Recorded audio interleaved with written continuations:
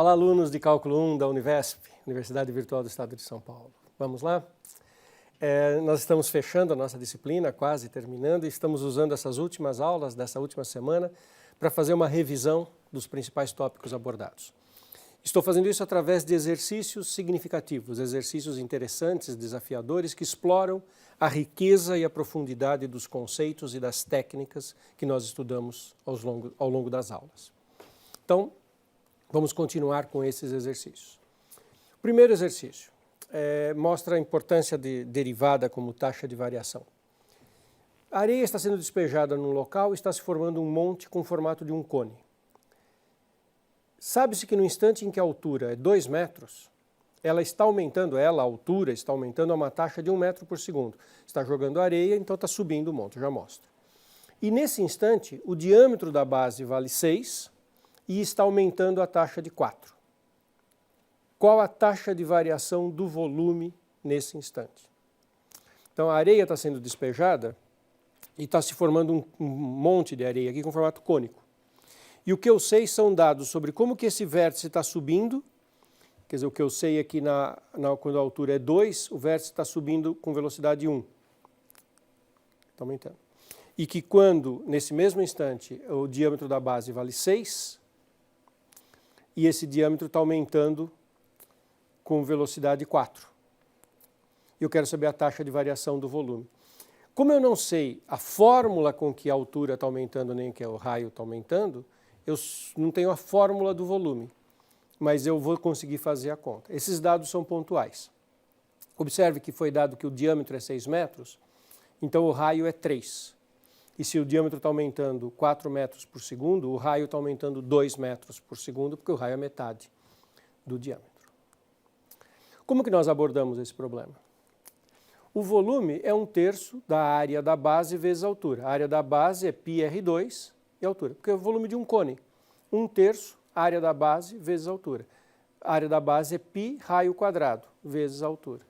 Se eu soubesse a fórmula, como que o raio está aumentando, como que o H está aumentando, eu teria a fórmula do volume. Não tenho. Mas, se eu derivar, e aqui eu vou usar várias coisas de derivada, a regra da cadeia e a regra do produto. De um lado tem produto, então é a regra do produto. 1/3 π é constante, derivada do primeiro mantém do segundo fixo. Depois, a mesma constante, primeiro fixo, derivada do segundo. Então, olha só. 1/3 π, derivada de r quadrado, abaixou 2, por isso que eu escrevi 2/3. 2/3 de π, r elevado a uma unidade a menos no expoente, então r elevado à primeira, e a derivada de r, que é r', regra da cadeia.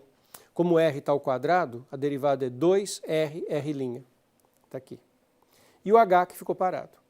Agora eu deixo o r ao quadrado parado, constante 1/3 π, r de t não derivo, e derivo o h, é a h', derivada normal, porque aí não tem regra da cadeia para usar. E é a soma disso porque é a derivada do produto. Ok? Como eu tenho os dados, taxa de variação do raio, valor da altura, valor do raio. Quando o raio era 3, metade do diâmetro, a variação do raio era 2, a altura era 2, o raio era 3, está ao quadrado, e a variação da altura era 1. Então, a variação do volume nesse instante específico é dado por essa soma. Esse 3 cancela esse 3, fica um 8π. Esse 3 cancela um 3, fica 3π.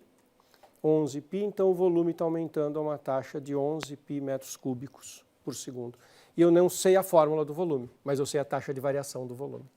Taxa de variação é a velocidade. É bonito, né, esse exercício?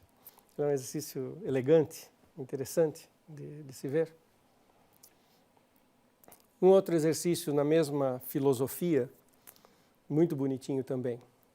Uma escada de 5 metros de comprimento está apoiada numa parede vertical e no chão. Situação típica, uma escada apoiada na parede e no chão. E ela está escorregando. No instante em que o ponto que está apoiado na parede está com 3 metros de altura, esse ponto que está na parede, ele está descendo. Ele está descendo com uma velocidade de 2 metros por segundo. Com que velocidade o ponto no chão está se afastando da parede nesse instante?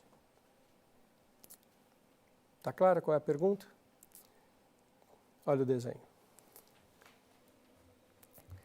a escada está escorregando, esse ponto está descendo, esse ponto está escorregando para lá. Tá? E eu sei o que está ocorrendo com esse ponto em um determinado instante. Quando essa distância é 3, essa altura é 3, ele está descendo com a velocidade 2 metros por segundo. Tá ok? E eu quero saber o que ocorre nesse instante. Bom,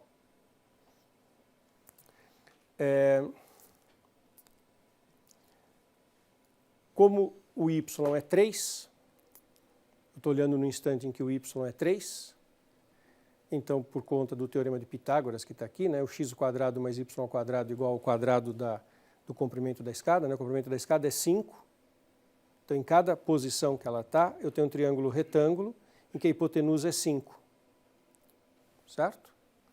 E num certo instante em que esse y é 3, esse x é 4. Então vamos ver a resolução especificamente do problema. Eu sei que x² mais y² é 25. Isso é o teorema de Pitágoras. Eu tenho a escada de tamanho 5, escorregando em cada instante. Isso aqui forma um triângulo retângulo com uma hipotenusa de tamanho 5. Então, a abscissa é ordenada ao quadrado 25. Eu estou falando do instante em que o y é 3, em que a altura é 3. Então, se aqui é 5, aqui é 3, o x é 4. Então, eu já sei que o x é 4.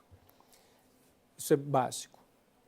Não precisava, eu só precisei dar o y, não precisei dar o x foi calculado. Agora deriva aquela expressão. Abaixo 2, 2x, x', abaixo 2, 2y, y', igual a 0, derivada da constante. Eu sei que num certo instante o x é 4, o x' é o que eu quero achar.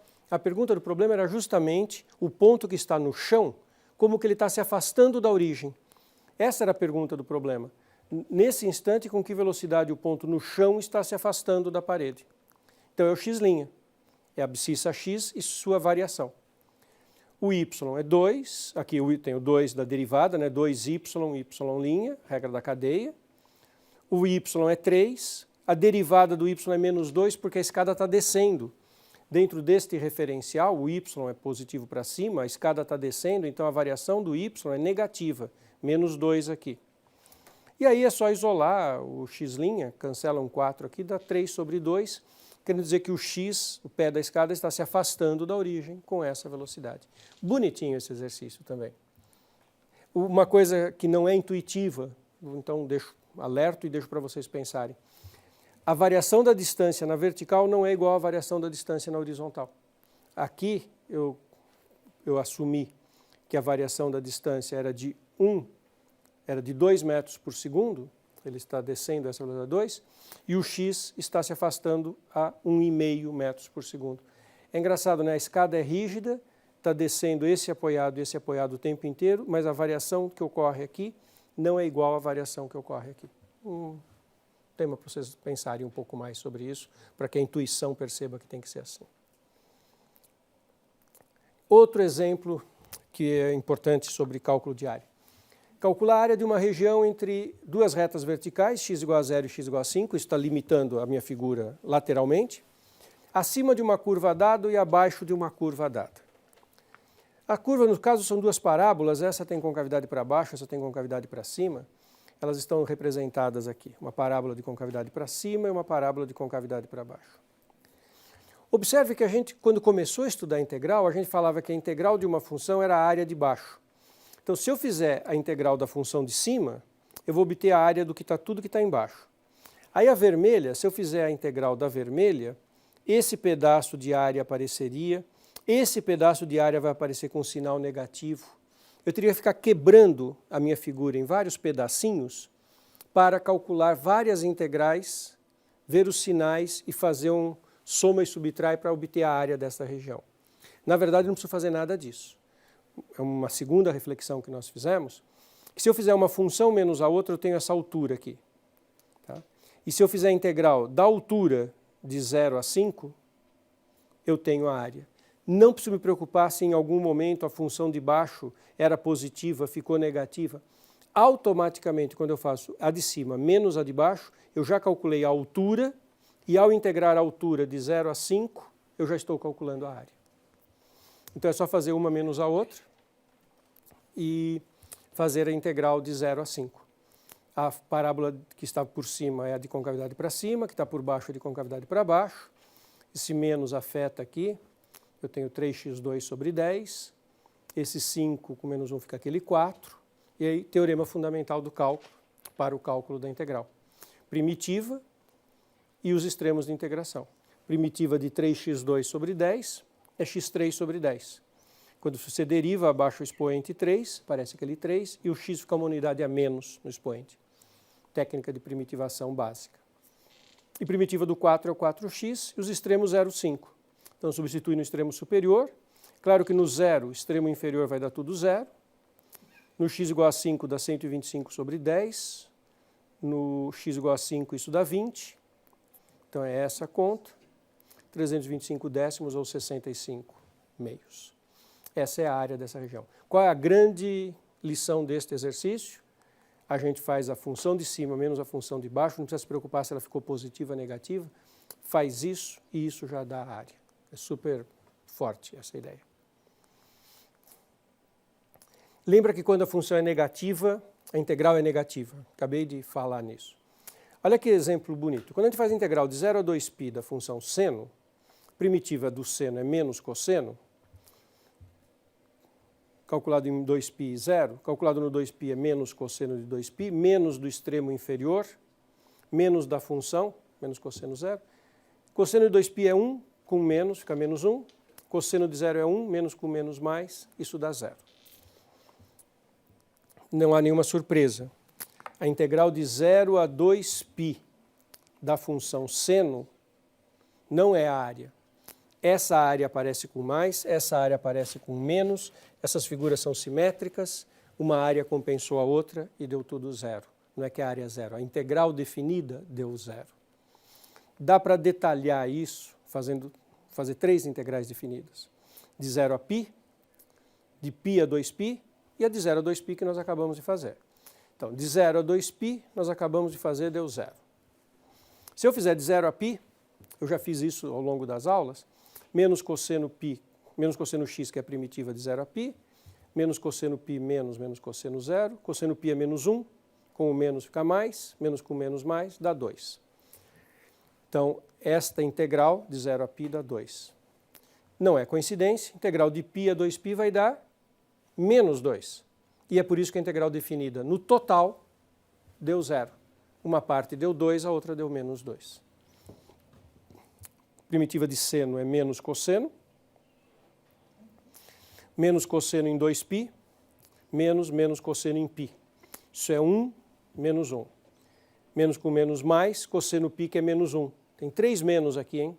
Menos com menos que cancela, e o cosseno π que é menos 1, menos 2. Então, absolutamente normal, essa integral dá 2, essa área é 2. Essa integral dá menos 2, porque essa área é 2, e a função é negativa. Integral total dá 0, porque essa contou como mais e essa contou como menos. Bonito, né? Mais uma aplicação, calcular o volume da esfera. Vocês conhecem o volume da esfera, mas acho que vai ser uma das primeiras vezes que vocês vão ver calculado, e aqui eu vou fazer com integral. O volume de um sólido obtido pela rotação de um gráfico em torno de um eixo. É a integral, no intervalo adequado, da área que está sendo rodada. Então, para eu calcular o volume da esfera, eu pego essa função aqui, raiz quadrada de R2 menos x2. Chama esse f de y, fica y igual a raiz quadrada de R2 menos x2. Eleva tudo ao quadrado, fica y2, R2 e x2. Passa o x2 para cá, fica y2, x2 igual a R2, que é a equação da circunferência.